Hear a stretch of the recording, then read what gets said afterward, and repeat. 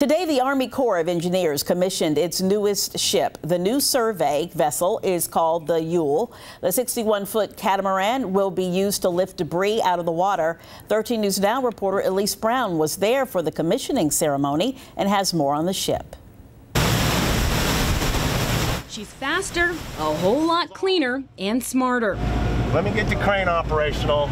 This is a very fun $4.5 million toy. They actually let me operate it.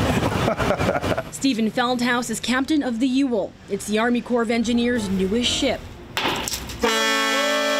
It's replacing two ships, including this one, built in the 1950s. The primary mission of this vessel is survey.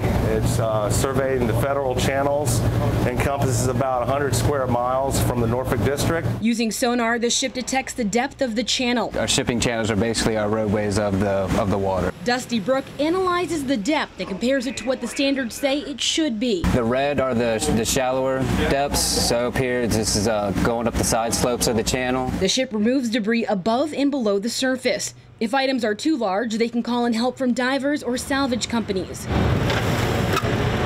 One of the most unusual things they've ever removed, a car. Where did you guys find it? That was in the Dismal Swamp Canal. Did you find out the backstory of the car? I did not, unfortunately. You still kind of want to know? Yeah, it would be really neat to find out. On top of the Ewell's mission, Captain Feldhaus adds one more thing to the list. The whole goal is to be happy, then you have an enjoyable work day. In Norfolk, Elise Brown, 13 News Now.